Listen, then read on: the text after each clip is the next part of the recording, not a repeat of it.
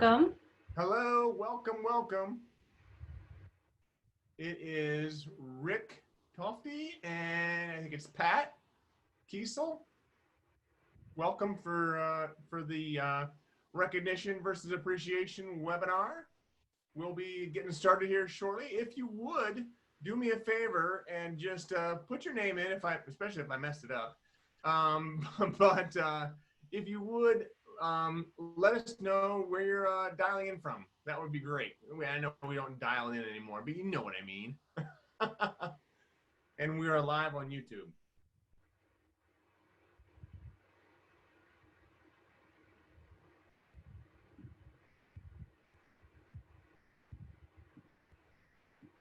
I didn't think that would work with the number of subscribers. I thought I had to have more subscribers. Pat, it is Pat. Thank you very much. Clarksville, Indiana. That's great. Thank you. Let's see. Anyone else that wants to chime in, let me know where you're from and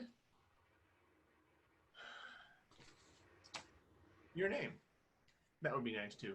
So while we're at it, if you could let us know if there's something specific that you wanted to get out of this call today, Pat, that would be great. And anybody else that's listening in.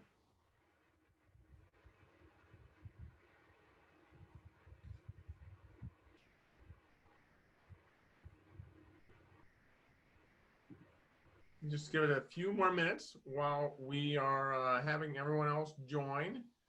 It's about 4 till 2, according to my watch.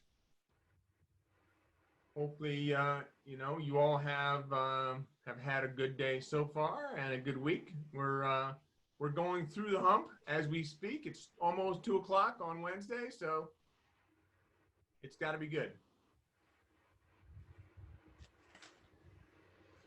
And while I'm not talking and trying to fill up air, why don't you text me something of what you're interested in learning more about?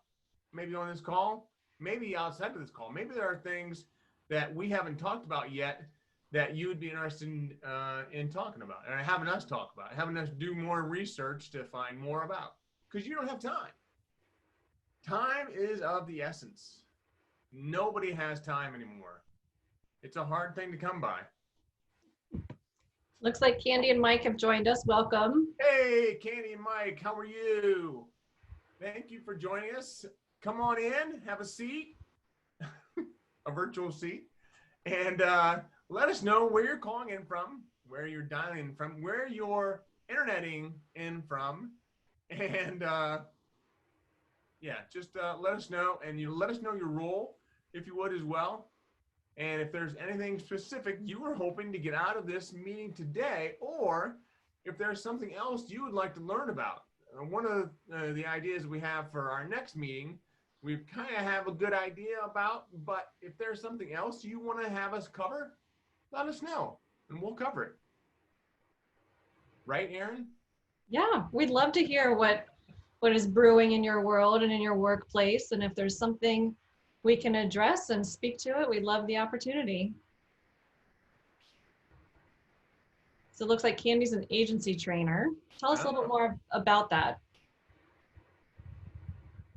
And where is St. Helens? Is St. Helens, Ohio?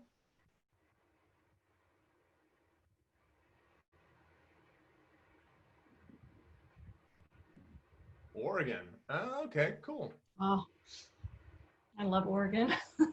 Used to live in Washington State and love that area. Yeah, it's beautiful. It is a beautiful part of the country. And where is St. Helens? Is St. Helens, Ohio? Whoops.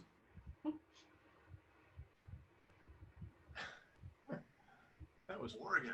Oh, okay, cool. Oh, I love Oregon. Are we listening to ourselves now? We are. This is ironic. Had to turn us off. Sorry about that. Okay, so what else has Candy's got to say here? Teaching staff all the skills to be a great direct support professional. Wow. Okay, so are you? So that makes me think you are not a direct support, a DSP, not a direct support professional, but you help them to become a good direct support professional, right? For the intellectually and developmentally disabled. Oh, you were a DSP for over 10 years. Awesome. Awesome. Well, this is going to be a great conversation then. So a lot of what Aaron will cover today will be applicable to what it is that you are going through right now, Candy, and certainly the rest of you on the line. We are at about 2 o'clock. So I think we're going to go ahead and get started, if that's okay with you, Aaron. Yeah, that's great. So a few housekeeping items here before we get started. So you were going to start off in listen only mode. If for whatever reason you get knocked off, just use the same link to get back on. It'll be just fine. Now, the webinar, actually, it's not a webinar. I made that mistake several times before. We're not calling these webinars. These are workshops. So the workshops are really intended to be able to help you do more with what you have, do more with your job, be able to be more successful, more happy, all those things. And anything we can do to help you along those lines, that's what we're here for. As you enter the chat box, and so if there's others that have entered since I started talking, go ahead and put in your name and where you're from and your location. If you would also do me a favor and put in what it is you're hoping to get out of today. Anybody here on the call, just you put in the chat box what you're hoping to get out of today. That would be really helpful. Again, the webinar, wrong, it's a workshop. So, and when I say workshop, that means there's more interaction. So I want to make sure that you know when Aaron asks different polling questions that you respond, obviously, but also as we go through this, there are going to be points where she's going to ask you for other ideas you might have. So I want you to be encouraged to ask those questions or blurt out those different topic matter or different issues, or not issues, it's really topics that you have have top of mind. So again, the workshop is stick around until the end of the workshop. We're going to have a raffle after the call is over. But if you stick around and take the survey at the end of the workshop, you're going to be entered into a raffle for a $25 gift card that we will make available to you after the call. Again, we're going to say about 10 minutes at the end for question and answers. And if everyone that completes the survey will be entered into a $25 gift card, or for a $25 gift card raffle. And it looks like we have someone else. And so I'm going to go right into this. So I'm going to say, and now that you're all on this, I'm wondering which of these in this poll would you pick? Which one applies to you the most? And there's the poll. Can you see it, Aaron? Yes, just popped up. Okay, good. So I'll give you a few minutes to answer that, and then we'll get going.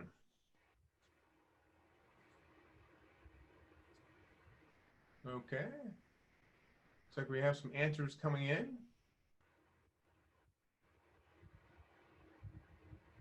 I'll wait another 10 seconds and then I'll close down the poll. 6 out of 9 have answered. Looks like most of you, 71% of you. Oh, okay. You can't see the results, can you, Aaron? Not yet. No, okay. Good. So this is interesting. All right, I'm going to end the poll now. And the results are, here they are. So a good portion of you, 67%, believe that you are good at appreciation, but not good at recognition. Okay, fair enough. Well, I'm going to stop that poll, and I am going to bring it down. So in this session, you're going to hear about Erin Leidy. You're going to hear from Erin Leidy. I mean, she's the organizational effectiveness and leadership coach that's going to be on with us today. Her passion is developing highly engaged leaders who inspire and lead their teams to be more productive and engaged. Without any further ado, please let me introduce Erin Leidy. Thank you. Thank you. Thanks, Brian. Happy to be here. And for those of you who were on our previous webinar, welcome back. Glad to have you again. And for those of you who are new, welcome. Tell us where you are from and what your role is at your organization and in the chat box. My business is Risen Path Consulting. I'm a leadership and team development coach. So I help leaders improve employee productivity and employee engagement in the workplace. I came about by doing this business because I had about 20 years doing HR work and working with leaders. And then I was actually told one day that I needed to stop being so passionate about doing the right thing. And that's when I decided it was time to start my own business and take what I love and make it my own, and really help leaders be better leaders and help their employees be more productive and more engaged. Okay, so again, hop into the chat box, let us know where you're calling in from. And then if you have specific questions regarding the content, definitely do that in the Q&A. And I know Brian's gonna kind of be watching it, and if something comes up as we're going through the presentation, then he's gonna interrupt me and we'll have a dialogue. So that's kind of where we want you to be involved and be engaged as well. All right, I'm gonna go ahead and share my screen so we can get started here. All right. Well, do we see my screen there, Brian? Yes, we do. All right.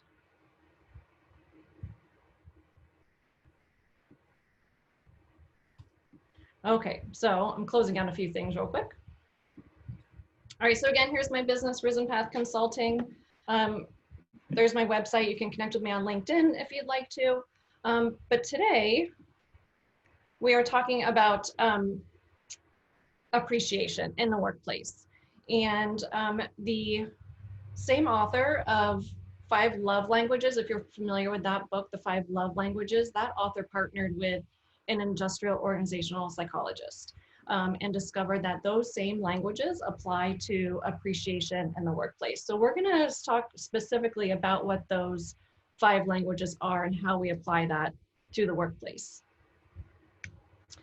So what we're gonna do is learn the difference between the two, appreciation and recognition, learn the different types, give some examples to really kind of bring it to life, and then just ask that you commit to doing one thing. And we'll kind of ask at the end, you know, what is it that you wanna do differently? What are you gonna apply? How are you gonna keep this alive? You know, the information that we shared today, how are you gonna implement it? So we'll be curious to hear that at the end. So the foundation here is people desperately want to feel appreciated and valued in their jobs. And I think we can all speak to that. I know we as employees want to feel appreciated. So obviously our team members and those who report to us also want to feel appreciated. It's just inherent, it's natural. Most people don't feel appreciated in the workplace. And we have data that actually supports this. 80% of employees say they're motivated to work harder when they feel appreciated by the manager. So if you knew you could do one little thing where your employees would feel more appreciated, they would then be more motivated to work harder. So that tells us there's probably a little bit more bandwidth that we can get just by showing them appreciation and making sure they feel valued. 79% of employees who quit their jobs say it's a lack of appreciation as a key reason for leaving. We know most people leave managers, not companies. And when we kind of dig a little bit further, the primary reason is because they just didn't feel appreciated. They didn't feel valued. They just felt like they were a commodity or a machine, and they were questioning why they were there because they didn't feel valued or appreciated. And that shows up on a lot of exit interviews and that type of thing. So I think our next one is our poll. So what % of managers believe they do a good job showing appreciation to their employees. And we actually just kind of saw this in our first poll where 67% said they do a good job showing appreciation. So what percent do you think applies here? Is it 12%, 34%, 51%, or 82% of managers believe they do a good job showing appreciation?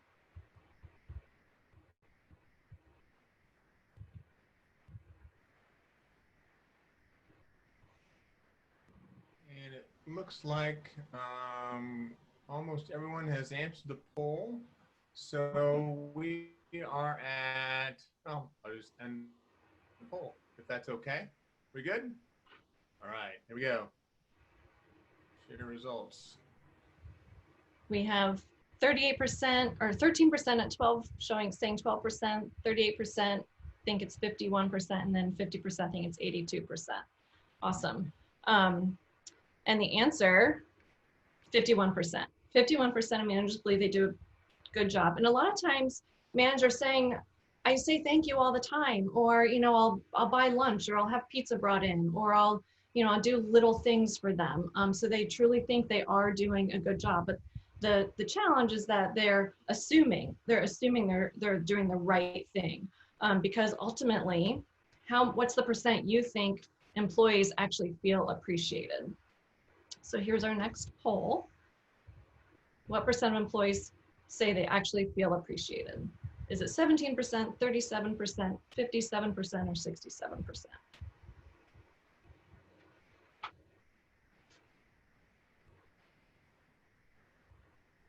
Yep, and everybody's answered this poll, so I'm gonna Awesome. share the results.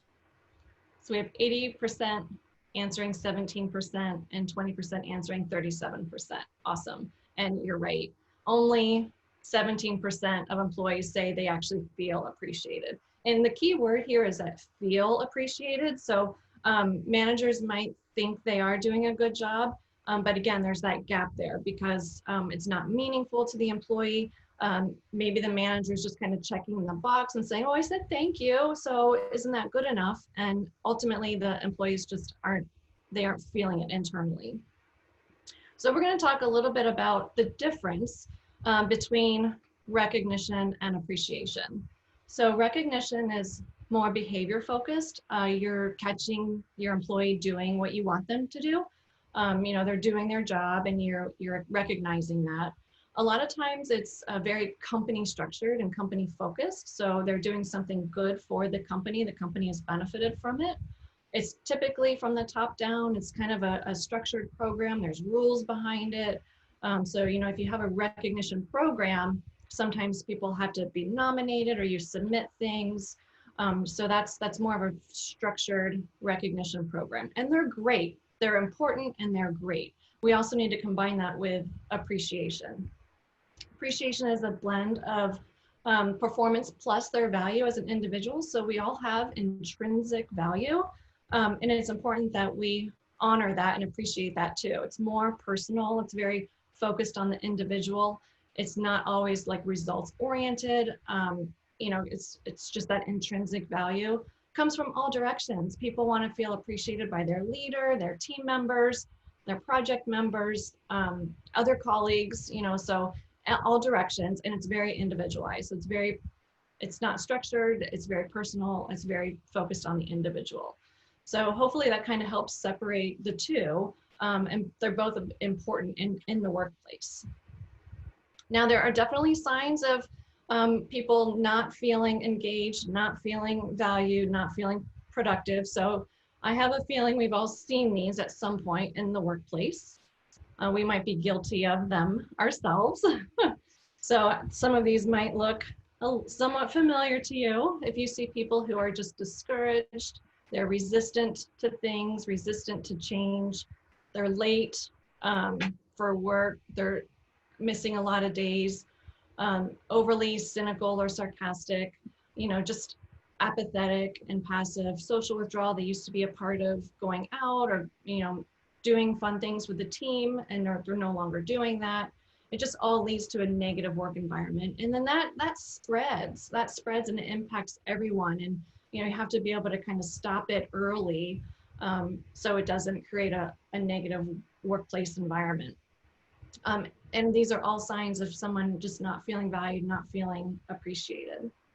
When you do have an organization where people feel valued and appreciated, you're going to see a lot more engaged employees. You're going to see improved relationships, improved job satisfaction, less turnover, increased productivity, better culture, and just overall happier people, happier leaders, employees, customers.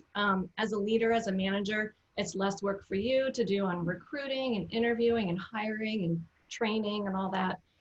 So, you know, just this little piece that we're going to dive into around appreciation is really important, and it encourages people to want to get up and want to go to work and stay at work and stay at that employer. All right, so this is one of my favorite quotes. Next to physical survival, the greatest need of a human being is psychological survival, to be understood, to be affirmed, to be validated, and to be appreciated, from Stephen Covey. And we just don't do it often enough. We can apply what we're gonna hear today in all areas of our life, not just the workplace, but we can apply this to all relationships and areas. So I have a fun video before we go further. I have a fun video of what not to do. So this is kind of extreme and it's exaggerated. So I'm gonna flip over and show you the video. And it's about 3 minutes of what not to do.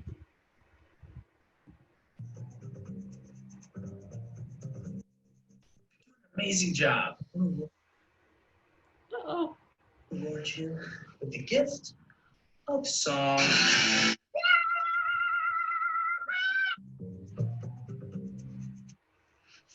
You're doing great. There's no one better than you. You are crushing it.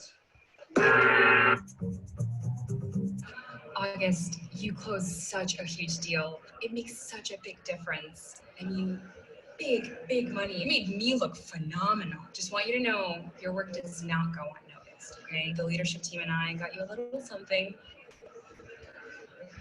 Oh, wow. Thank you guys so much. You're welcome.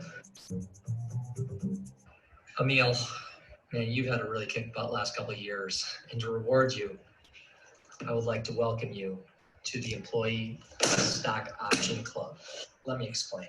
We're going to start you off with 500 shares of phantom equity. Not worth anything today per se, but as you can see, if you stay for just 6 more years, we're going to give you 1/12 of the company's future earnings. 1/12 of future earnings. 20 years from now, backdated 72 months, of course, at a discount of 40%. As long as you hit at least 85% of your KPIs and objectives over the next consecutive 16 quarters. Pretty awesome, right? So Jeff, I've been watching you around the office, and you've been doing such a great job that, as a token of my appreciation, why don't you go ahead and take Friday off? We do have that white paper that's due on Friday, but I'm gonna take the day off. Leave your email open though. Might have a few emails for you. You know, maybe a couple texts if you need something really urgently. You have Slack installed on your phone? You know, let me get the marketing channel pulled up. Yeah. You know, Friday's worse. GChat, Snapchat. I may have to slide into your DMs. Skype. Yeah, go ahead and leave all those open. Are you on Friendster still? Greg, you've been doing a kick butt job lately, man. I just got this chocolate. I mean, I would never put it in my body, but I'm pretty sure you would. You like this kind of stuff, right? Everyone, I just want to recognize Joey for a phenomenal sales week. Did a great job applying all of the lessons I've taught you. I mean, it's really great to see my hard work pay off. I just want to let you know you've been doing such an amazing job. I wanted to give you this as a token of my appreciation. Thank you so much. You really shouldn't have.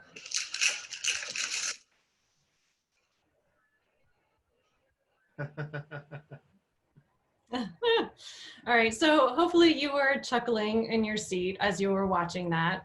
But so I have a feeling maybe we've experienced some of those, not to that extreme. but maybe we've experienced a little bit of that, like the fake day off, but make sure you're available. So just a few things to not do. Okay, so let's jump into the 5 languages of appreciation in the workplace. If you're familiar with what these languages are, throw them in the chat box. Let's see who knows what some of these languages are. If you know one, just type in the one you know. If you know all of them, type in all of them. So we're curious to see what you know.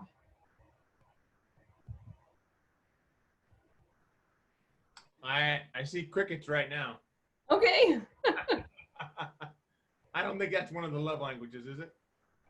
Crickets is not. The languages of appreciation. Yes, the languages of workplace appreciation. So here they are.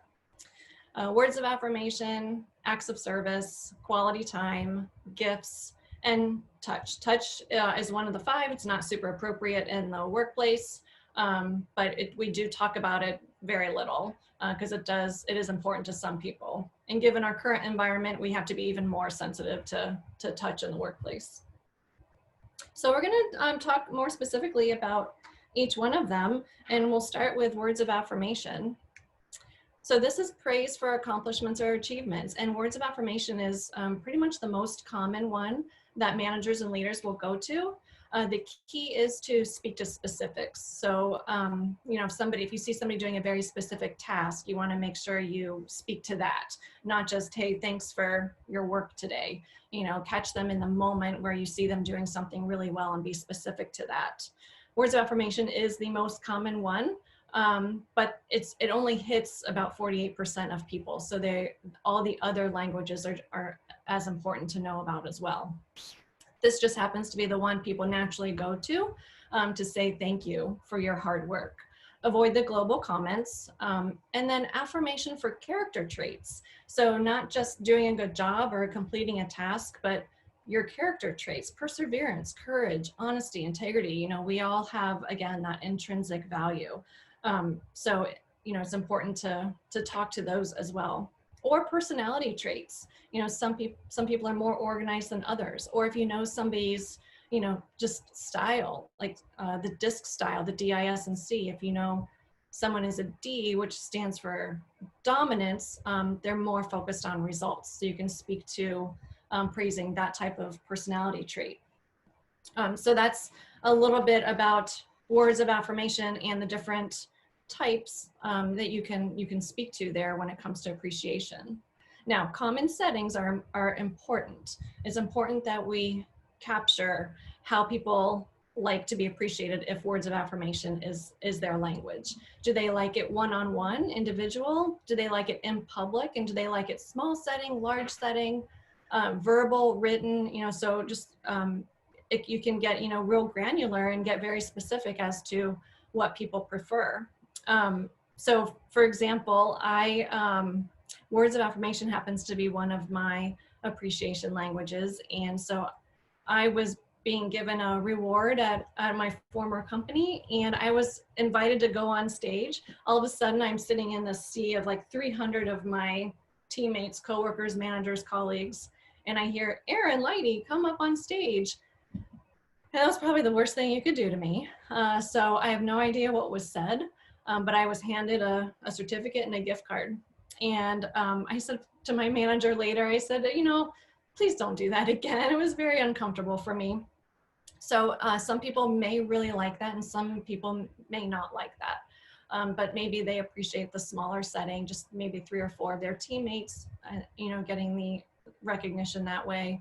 Or just a handwritten note, you know, thank you for, you know, working really late this week. I noticed you were, you know, really staying late, and I really appreciate you doing that. So, you know, a handwritten card, gesture, and all that. Now, avoid hollow praise, right? So you want to make sure you're specific and it's sincere, and then matching your tone to your body language.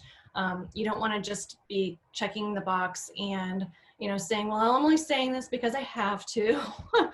So just make sure it's genuine, it's authentic, it's meaningful, it's specific to what you see them doing. Any blind spots we can think of for our words of affirmation? Yeah, so I have a blind spot in terms of words of affirmation, but there's been some people here chatting online. One was Wes Wyatt says, my favorite thing is when they give you a gift card from where you work and there's swag written all over it. So, that's a blind spot. My blind spot is words of affirmation and not realizing the importance that a handwritten note had. I always thought, that's my wife's thing. She's kind of touchy like that, or feely, she likes to, do those sort of things where you say thank you in a card and all that stuff. But it really means a lot to have somebody give you a handwritten thank you card. So, I mean, that is a big blind spot. It was a big blind spot of mine. And I now have a whole deck of these thank you cards sitting on my desk, though. I'm making them out now. Aaron, you're going away. Oh, awesome. Okay, I'm waiting. Right. So I love the example of, the swag, gifts, and all that. And that's definitely a really good example when we talk about our gifts segment when it comes to appreciation languages. The next one, let's see. The next one is quality time. So again, half the people are under words of affirmation, and then there's the majority of them are under the rest of these. So one would be quality time, and that's quality conversation, actually spending time with your employee, your team member, and just asking, how are things going, and really listening, and really, being there to listen, not to talk, but just to listen and capture. And then empathetic listening. So, there's so many books and workshops about listening and how to listen well. And it's just a matter of making sure you don't have distractions, you've got good eye contact, and you're listening to understand. Listen to understand what they're saying. You don't always have to agree with them, but you at least want to acknowledge that you heard them and that you were listening. So quality conversation, shared experiences, going out and doing activities together as a team. Sometimes, we can't do that right now, but we could probably do a little bit small group setting, that type of thing. Just having those shared experiences, you get a chance to get to know people and build relationships and build a memory together, and always have that moment to speak to. And for someone who has quality time as their language, appreciation language, they'll speak to their experience for a long time and the different relationships they built as a result of that. And then small group dialogue, inviting them to share ideas and share suggestions. Somebody who has the appreciation language of quality time, they really want their ideas heard. So if there's an opportunity to get a small group together to understand kind of what ideas they have to either improve the team or improve productivity or just improve overall culture, invite small group dialogue. We used to have at an organization, the HR leader, she had pizza with Paula. So she would invite various people from the HR team. She didn't know everybody, but she wanted to get to know them, and she wanted to kind of hear, ideas from all the HR team members. And so she would have pizza with Paula, and 5 or 6 people would be invited. You can just get to share ideas. Not everybody would necessarily want to meet with her one-on-one. It might be a little intimidating, but if you have a small group setting, it's a really good time to do that and to really have that quality time with someone. So again, common settings, lunch outing, if your restaurants aren't shut down, you can just, maybe grab a sandwich and head to a picnic area, you can do that. If you're in your office, just do a quick drive-by. How are you doing? Just want to, spend a minute and just check in and see how you're doing, outside of actual work-related things, just how are you doing? Go for a walk, do an off-site retreat, maybe a sporting event you can all do together. And then especially now, just pick up the phone. How are you doing? How's your day going? How's your family? Just check in on them and see how they're doing before even talking about anything work-related. Avoid going through the motions. Make sure it's genuine and sincere. Make sure you're there physically and emotionally. So again, you're putting all your distractions aside. You're not checking email. You're not on your cell phone, and you're just really there and genuine. And then have that positive attitude, of course. What blind spots can we think of for this? one of the biggest blind spots that I have is listening and just being an intentional listener. So I've actually invested in a couple of books that have helped me quite a lot with listening. And one of the they're both by John Maxwell. John Maxwell is known as a leadership coach. He helps people to become better leaders, but a big part of leading is listening. And one book, the two books that I have, one is the 21 Irrefutable Laws of Leadership. And that's one book, the 21 Irrefutable Laws of Leadership. The second book is the 15 Invaluable Laws of Growth. So the 15 Invaluable Laws of Growth. Write those down, get those books, read them online, whatever, but soak them in because there's a lot of good information in there. Yep, I would agree. Listening is, it's not easy when we really think about it. We tend to have our own agenda in our head, and that is a clear blind spot when, we're not focused, we're not making sure we are there to listen, to understand. And a lot of times it's important to repeat back what you heard to demonstrate you listened. So that's a good example. The next one is acts of service. So I think we've all heard the term actions speak louder than words. So people want to actually be shown they're appreciated, not told they're appreciated. So, just helping them out with their job, serving them. A true leadership does require that willingness to serve others, but also serving effectively. Just help them out if they're overloaded, overwhelmed. If they've just had a really unusually busy week, how can you help them? How can you jump in and really take some of their work off their plate? This doesn't mean just do their job for them. This is when they're at a time when overwhelmed and they just kind of are feeling buried and they need a little bit of a rescue. I had an example of this when I used to work at Safe Flight, the auto glass place. And I'm sure we've all experienced, windshield cracks or whatever in Safe Flight, maybe helped you out. But I worked at the corporate office, and that's where the call center was. And we just had a really bad winter one year where the entire country was being impacted by bad weather. So the call center was overwhelmed, being hit really hard. So they put a call out to everybody in corporate office to come help out. And we did. We went, we served willingly, we served effectively. We learned how to do the job their way. Not necessarily our way, but we had to do it their way because there's certain things you have to do to get the windshield scheduled and all that. But it was really fun when I went in to help out. I saw the CEO of the company sitting there with a headset taking phone calls, and I saw executives and I saw vice presidents, and it was just very humbling. And then we all got to experience what it was like to work in the call center. So we had a new appreciation for that work as well. So that's just an example of, doing that acts of service in the workplace and really serving effectively. So things you can do, obviously stay late, help them out, if, now that we're maybe not in the workplace setting, but just check in and say, hey, it's late in the day, it's time to wrap it up. Is there anything I can do to help you out so we can wrap up our day sooner?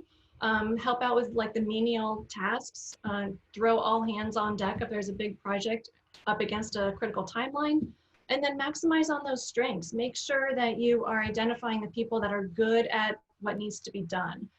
I was asked to do acquisitions at my last company, and it requires a lot of detail and a lot of spreadsheet work and accuracy and stuff I don't like, and I would not say it's a strength of mine. But I had to do it and I didn't enjoy it. And then I had a coworker who said, I would love to be a part of that. I would love to be able to do acquisitions. I love the detail. I love the data part. I love spreadsheets. I'm like, yours, go for it. You're better at it. Let's trade jobs for a couple of weeks. Just because somebody's in a certain role, if somebody is better at a type of work, then it's good to really maximize that and use that. Again, serve willingly and have a positive attitude while you're doing the work and helping them out. Any blind spots for this, Brian? I really think we can change our mindset when it comes to acts of service. So, it's like I compare it to recycling. I used to not want to recycle, but after my wife told me about it and why I should be doing it, of course I did what she asked. But you know, That's a wise man. right?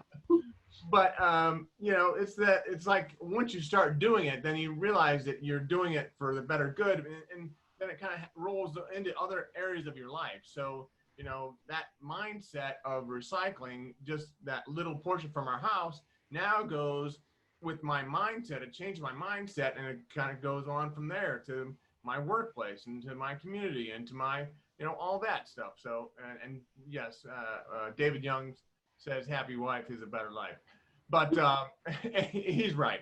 So that's just the mindset makes a big difference. Yep, exactly. The next one is gifts. Little books. Sorry? No, I see Mike McCormick has 2 other books to recommend. Go ahead. You're good. Me? Okay. Yeah, make sure you capture so we can all hear what those books are. So the next one is gifts. And, you know, again, not raises or bonuses, you know, that's not considered a gift. That's probably just a standard company thing. No swag, like we've mentioned earlier. No company swag, something that is meaningful. So making sure you're getting the right gift for the right person, and it's meaningful and it's something they will value. So it's a matter of getting to know them and what they like. I think anybody and everybody who's been around me or has worked with me knows that I like cats. So people were constantly gifting me with anything cat related, cat notebook, cat pen, cat magnet, all that stuff. So, you know, you might know cat person, you might know dog person, you know, if there's somebody has kids, you know, just getting to know what is important to them. So what do you think they would enjoy? What have you learned about them that they would enjoy? What are some of their interests? What would they appreciate? Maybe even consider that extra day off. You know, if they've worked really hard and put in a lot of extra time, took work home, maybe you can gift them with a day to spend with their family. That might mean a lot to them. But hopefully you've gotten to know them well enough to know what they would enjoy, and you're not assuming something. So again, don't assume everyone likes the same thing. Don't assume everyone likes Starbucks gift cards or Chipotle gift cards, right? So I personally don't like Starbucks, but I was gifted a lot of Starbucks gift cards. So it's just, you know, word of caution not to assume that everybody likes those things. And then just, again, avoid those company branded gifts. Make sure it's thoughtful and make sure it's personal. And it's through getting to know them through conversation. One of my former leaders, she was really good at just chit chat at the beginning of any of our meetings. You know, how are you doing? What's new in your world? How's your husband? How's your family? All of this, you know, and then just got to know us and kind of our life and what we did outside of work. And, you know, it came up that I did dance for many, many years, and she just casually asked me one day if I still enjoyed going to, you know, the different dance events and ballets and all that. And I said, yes, for sure. And she gifted me with tickets to the Nutcracker one year. So, I mean, that was meaningful. She knew it was something I would enjoy, and it's now a memory. And, you know, I'm now sharing it with you. So I'm talking about it. And so you want to make sure that you have the genuine piece behind it.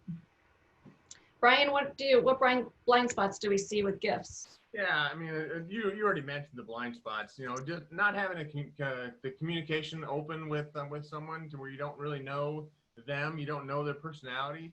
You know, I think that's the biggest blind spot of all. Yep, I would agree. Not assuming you know, and then, you know, making it a point to get to know them so it's genuine and authentic. Right. And then the least important language that we have is touch.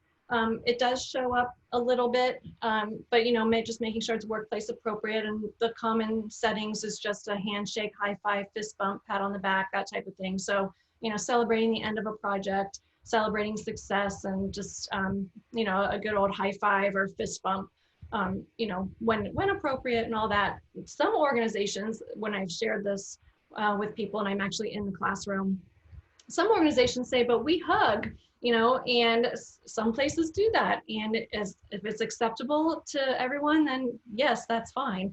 You know, when appropriate and not in part of COVID time. But, you know, there are some organizations that hugging is meaningful to them, and they do that. And as long as everybody's okay with it, and people who are receiving the hugs, you know, are okay with it, then that's fine. Okay, So real quick, and just a quick summary of kind of what we've gone through and captured. People do want to feel appreciated at work. Most people don't, but they are also motivated to work harder when they feel appreciated. So we want to capture that, and then speak their appreciation language in an authentic way. And this will lead to improved engagement, improved productivity, and just happier people at work. Statistically, this is where most people land. Words of affirmation, about 48% of people have that language. And then service and acts of service and quality time make up another significant amount. Small percent for gifts, and then a small percent for touch. So you're probably wondering, well, how do I know what their language is, right? And sometimes you know based on what maybe you see them doing. If you see somebody who's always giving gifts to people, to teammates or whatever, then that's probably what their language is. It's because it's what they're doing. If you see somebody constantly praising people, most likely that's what their language is. And then same for service and time. But there also is an assessment. So you can take the assessment and you can identify what their appreciation language is. And it comes out and it looks a little bit like this. So I took it, you can see what my primary language is, you can see what my secondary language is. So it's words of affirmation, and then it's acts of service. But then it tells you how to apply it. So we have the what, and then we have the how. So it tells you how I like to be affirmed through words of affirmation, how I like my acts of service and all that. So somewhere it probably says, don't put me on stage, and it says to show appreciation in a small setting, but it tells you exactly the what and the how. And then everybody can benefit from this. You saw just a second ago, just a list of industries and types of employees, so really anybody can benefit from this in any workplace setting. If you're leading a group of volunteers, you can absolutely benefit from understanding appreciation language for volunteers. It'll actually improve your volunteers from coming back and wanting to do more. If you're sharing the appreciation in an authentic way to their specific language. So how do you do this? Well, here's the book. I'm gonna go ahead and stop sharing. So here's the book. You can get the book, The 5 Languages of Appreciation in the Workplace.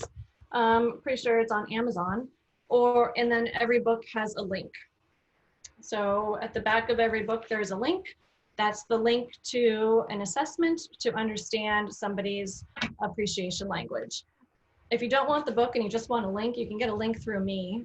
You just reach out to me, and there's a small cost for that, only because it costs me money to get it. So you're more than welcome to do that. I highly recommend you actually read the book. It's in parable format, so it's an easy and quick read. It gives really good examples as to different ways of showing appreciation under the different languages. So it really just kind of help embed that back into the culture and into the workplace. So that's pretty much in a nutshell, kind of a summary of everything. So we're curious as to what are you going to do differently? What are you thinking of implementing? I'm going to put a challenge out there that do something in the next 24 hours, apply something from today in the next 24 hours to somebody on your team. Understanding, showing the appreciation in a genuine, authentic way and what you think their language might be. So I'm going to put that challenge out to you. But share with us what you're going to do differently, what you're going to implement, and maybe what, takeaway nugget you're going to do to help keep it alive. And then invite you for any final thoughts or questions as we went through this. We're curious to hear how this applies to you and how you're going to use it. Give it a minute for people to type. Yeah. I'm sure they're all typing vigorously. Just anything you have that you think you might be able to use. I mean, we're very interested in it.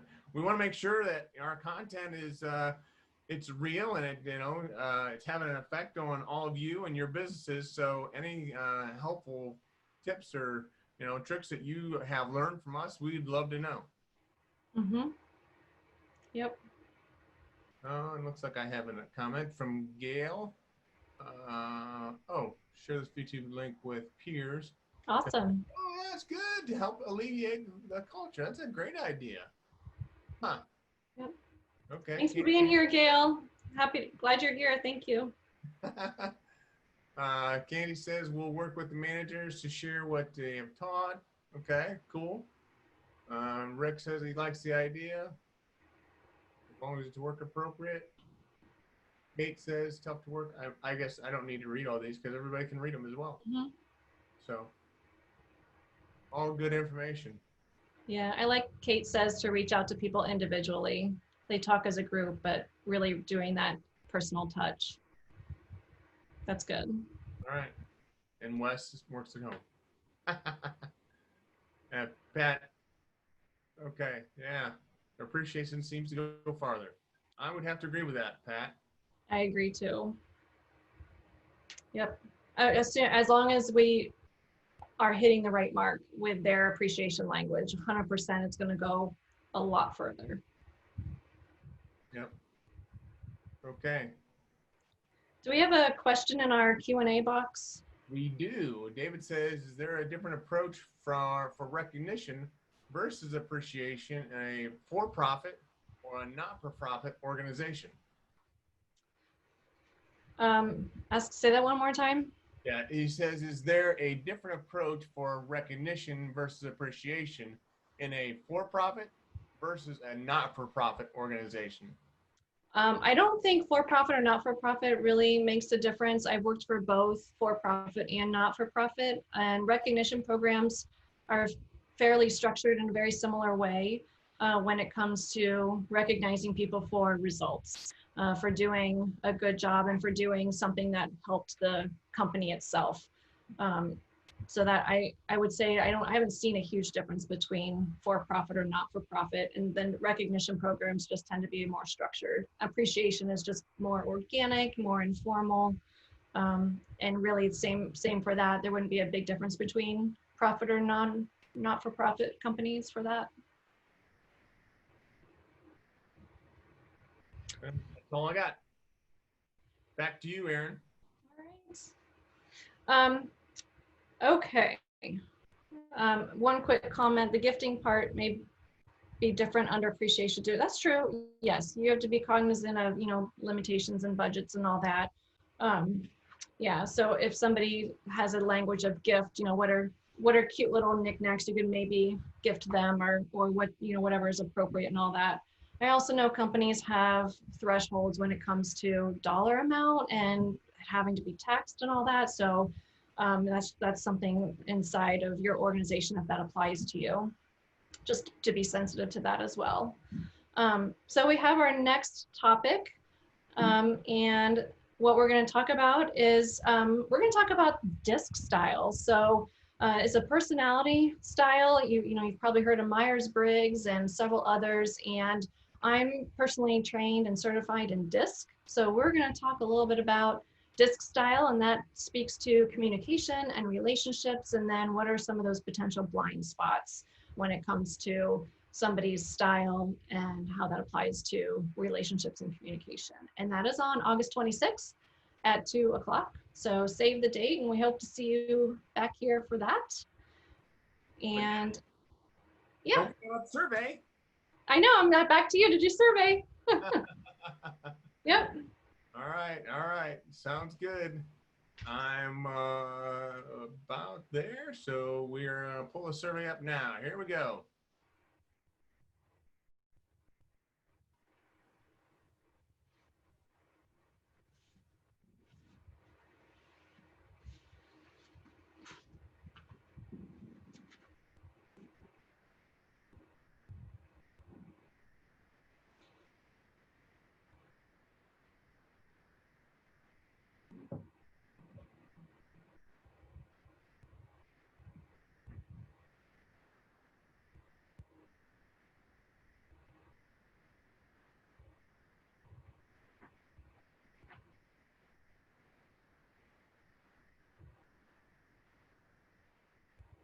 It has been about 45, 50 seconds, so give him another 10 seconds.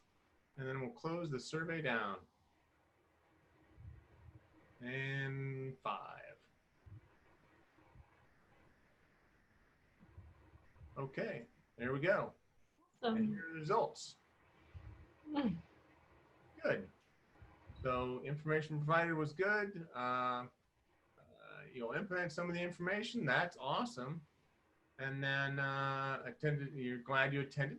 That's even better. How about that? 100%. The team would benefit. Sure. Okay. Well, that's good. And you're planning to attend the next workshop. Nice. 88%. What a deal. No pressure. No. Yeah. Well, we'll make it another one, and we'll make it another good one. So thank you for joining us today. Yep. Thanks for being here. All Enjoy right. the rest of your day. Take care. Bye. Bye.